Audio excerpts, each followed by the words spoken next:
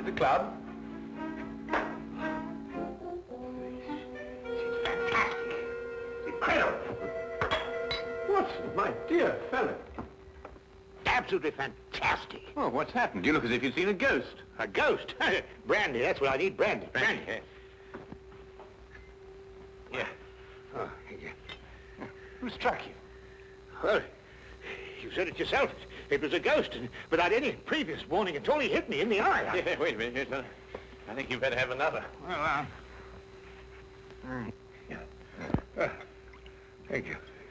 And now I'll begin again. Who struck you? Upon my words, Holmes, it was a ghost. The ghost. Huh? Do you have a headache, Watson? It may seem humorous to you, but I mean, look, let me tell you from the beginning. Yes, please do, but start right at the beginning. Right, well, I was on my way back from the club. You see, it was about 8 o'clock.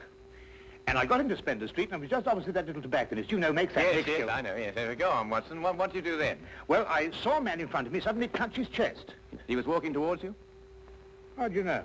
Well, I mean, you said he staggered and clutched his chest. You must have been, Yeah, that's logical. Anyway, yeah, well, anyway, I rushed up to him to help him, you see, and he's still able to mumble something about he had a heart, and he lived in 19 Hooper Street, and would I help him get there? There were no other pedestrians? No, the street was completely deserted. Good. Go on. Well, then his landlady let us in, and he was unconscious by that time, so I carried him up to his room, and I laid him out in his bed, and Holmes, he was dead. Now, look here, Holmes, he was absolutely, completely, and utterly dead. I couldn't make a mistake about a thing like that. No, of course you couldn't, old man. No. Go on, then. What happened next? Well, then I told the landlady rather said to me that she'd call the authorities, you see, and I left my name with her just in case, you know, they'd want me. And then, well, I thought it would be rather more delicate if I left, you see. I mean, he must have relations. Yes, quite right, Watson. The most delicate situation. Yeah. What was the man's name? Higgins. Albert Higgins. Uh-huh, I see. And what did you do after you left the house? Well, you see, it had been a bit of an effort, you know, carrying him up like that, so I got down the stairs and popped across the road into a pub and had a pint. Yeah. And then I started off back to the flat, you see. Well, I just turned the corner into Spender Street, and there was Higgins, Albert Higgins? Yeah, just face to face with me. He really was large as life. We stood looking at each other for a minute, then he lashed out and hit me in the eye. And then really, Holmes, he vanished. Vanished? Well, he's into the blue. Well, he ran away? Well, the street was rather ill-lit, you know, and it took me a minute or two to pull myself together. And then I don't know whether he ran away or not, but he vanished. Well, that's most unusual. Most. Did you speak to this ghost? Well, I may have said, good gracious, Higgins, or by Jove, Higgins, or even good heavens, Higgins. Oh, dear, it's perfectly natural, Watson. Describe Higgins to me. Well, he's 50-ish. Sandy-haired, medium build. Well, is that all you observed? No characteristics? Well, now, really, Holmes, when I had the chance of examining him on the bed, the most obvious characteristic was he was dead. Yes, but how was he dressed? Green tweed suit. What, just wearing a green tweed suit? He must have been wearing something more than that in this weather. Oh, no, he had a big floppy hat and a long overcoat. Ah. Oh, and something else. Yes, I did notice something else. He limped. Aha. And was he carrying a cane? No cane. Well, is there anything else, Watson? Think hard. Oh, yes, I remember something now. What? Yes, the second time I saw him, he was carrying a package. For the first time, he didn't have one. Now this is curious. Very curious. Where are you going, Holmes? Not me. We. I'm in no condition to leave the house. And a morsel of raw beef will immeasurably improve your appearance. And then what? Then we shall do our best to track down the belligerent ghost of Albert Higgins. Fascinating idea, don't you think? Well, the whole thing's been most unnerving, you know. I mean, it knocks the wind out of the chap, yes. Oh, really, no one.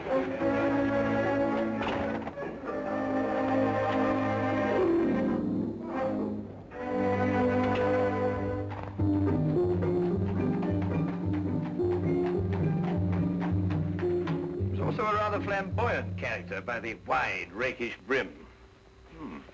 I see he was an artist, too. He hasn't painted very much recently. Notice the specks of paint underneath the brim here. And not house paint, but canvas oils. Here, what's this?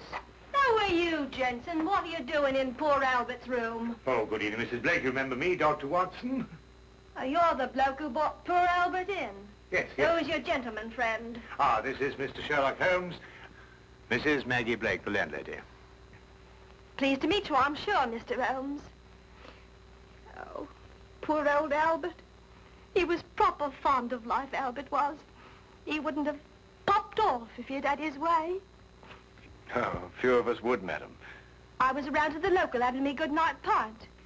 And grieving for poor old Albert. He would have wanted a proper send-off with a pint of mild and bitter, Albert would. No doubt he would, madam. The body, I see, has been removed by the authorities. Oh, poor old Albert on a slab. Oh. Oh, dear, dear. Have you notified his next of kin, Mrs. Blake? No, he had none. He was all alone. Oh, I see. Where was Mr. Higgins employed, madam?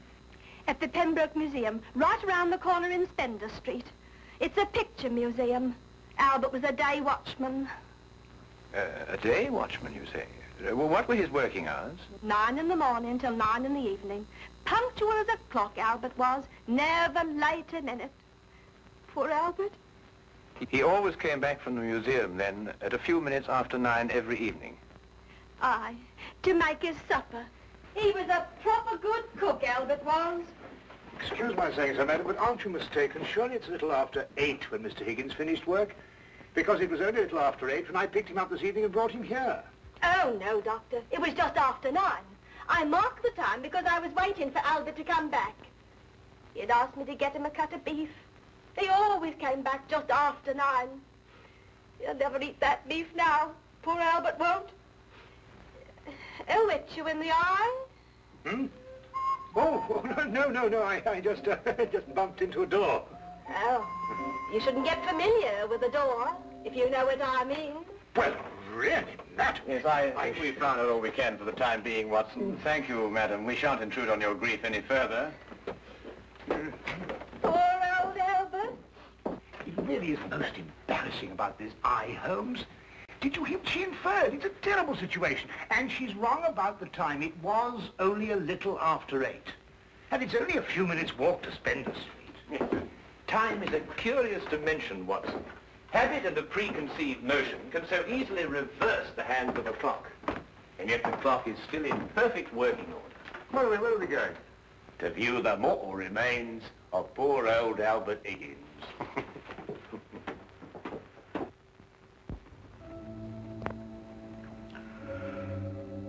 Well, there he is, Mr. Holmes. Nice and peaceful, I gave. Poor chap. See anything, Holmes? Nothing that I haven't already deduced, except that I drew an erroneous conclusion from his hat.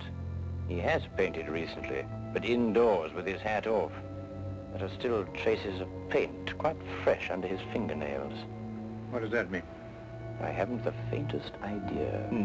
Well, you gents aren't the only ones interested in this dearly departed. Inspector Lestrade of Scotland Yard's looked him over, too.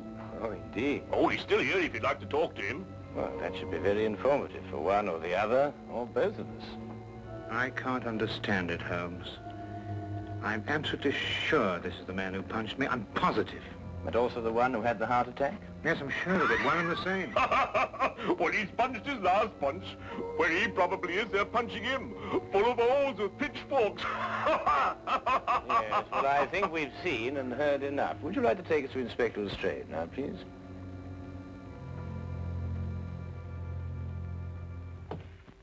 Ah, hello, Inspector. Oh, Mr. Holmes, I'm surprised to see you here. Now, this is one case you can't make anything clear out of. Oh, then why, my dear Inspector Lestrade, are you here? Well, our old pals, you know. What was he in prison for? Counterfeiting. He made the best pound note you ever saw. Yes, he was a real artist. Lestrade, there's no doubt as to the cause of death, is there? Oh, sorry, Holmes. Heart failure, no foul play. I understand you were with him in his last moments. Yes, I was with him on the street when he had the attack and I took him home. There's nothing you could do, I suppose. Nothing. He was dead before I had a chance to do anything. By the way, what time was he brought in? Oh, let me see now. It would be about, yes, here we are. 9:45. Higgins' landlady notified Constable Smithers at 9:30. Smithers had them remove the body in a matter of minutes. Inspector, are you sure it was 9:30 and not 8:30? No, 9:30 is right here in Smithers' report. Why? Oh, No, it's nothing at all. You're quite sure, Lestrade, there's nothing more to this than a simple case of natural causes? Ah, no, there's no mystery at all. No mystery, Mr. Holmes. What happened to your eye, Dr. Watson? Oh, I bumped into a door. A door? Oh, well, that's a new one anyway. Was it a pretty door? No, really, Lestrade. That's all right, Watson. I won't tell a soul. Well, really, this is insufferable, Holmes. Nobody believes me. Well, why did you tell them the truth? What, that I was punched by a ghost? Yes, I see what you mean. We may have to take on this case anyway, if only to protect your honor and reputation. Well, it's intolerable, Holmes. Absolutely intolerable.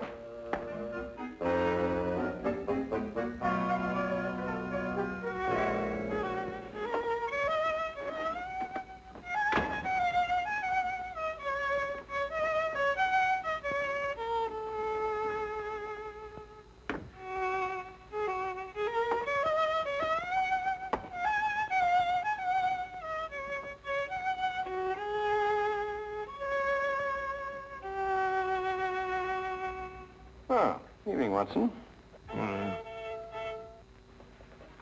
Anything wrong? No, nothing. Of course not, everything. Oh, you're sure you're not brooding over last night's affair, are you? Of course I'm not. Don't be so ridiculous. Oh, come on, out with it, man. Well, No, there's nothing to come out with. I don't know what you're talking about. Oh, come on, Watson, there's something on your mind. Well, Gosh, you'd never believe it. Nobody'd believe it. Well? Well, I met Albert Higgins in Spender Street again, tonight. And he punched you again? He pulled my nose! Really? Very, very interesting, Watson. My dear Watson, calm yourself. Look here, Holmes, this whole Higgins affair's gone too far. First of all, last night and now tonight.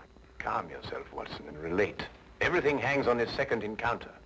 Well, it occurred just as it had last night. I was on my way back from the club and I'd reached Spender Street. It was a few minutes ago, as a matter of fact, just after 9 o'clock. I'd stayed rather later in the club than usual. There was a chap from Afghanistan. He was awfully interesting. Yes, Watson. Get on with his story. Well, I was rather preoccupied, as you know. This affair's cut me up rather, and although I may not show it. Anyway, I was walking along. I suddenly looked up, and there was the pedestrian, a man a few feet from me. Walking towards you? Oh, yes.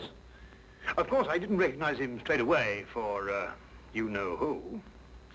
Anyway, I sidestepped him past, and he sidestepped to let me pass, and then we sort of zigzagged about a bit, you know what it is on the street, and ended up by bumping into each other. Now, that's when you recognized Albert Higgins? But it was Higgins. I couldn't be mistaken. Good heavens, man, I know him like my own brother. Dressed as he was last night? Exactly. And what did he do then? Well, as I told you, then he put out his hand, and he... Well, yes, we'll go into that. And then he was gone, vanished. Capital, Watson, capital. Everything begins to fall into place. Now, there's one more question. Was he carrying a package? Well, yes, he was, just like last time. I say, Holmes, do you believe, What? the supernatural? Ghosts, do you mean? Sounds silly, I know, but, Higgins did die of a heart attack. There was no foul play. No foul play? Why, the whole affair reeks of foul play. I can tell you, Watson, I haven't been idle today. Do you know that the Pembroke Museum is showing a collection of paintings on loan from the Italian government, and that included amongst those paintings is Leonardo da Vinci's Moonlight Madonna? Well, I did read something about it in the paper. What's that got to do with Albert Higgins? Well, we must now pay a visit to the good inspector and inform him that if the ghost of Albert Higgins hadn't struck you in the eye... And pulled my nose. And pulled your nose, I would never have suspected the Moonlight Madonna would be stolen from the museum. What? Well, it's quite obvious, isn't it? Of course.